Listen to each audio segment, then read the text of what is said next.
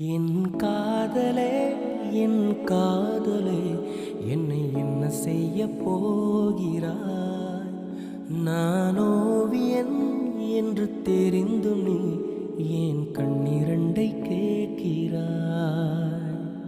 சிலுவைகள் சிறகுகள் ரெண்டில் என்ன தரப்போகிறாய்?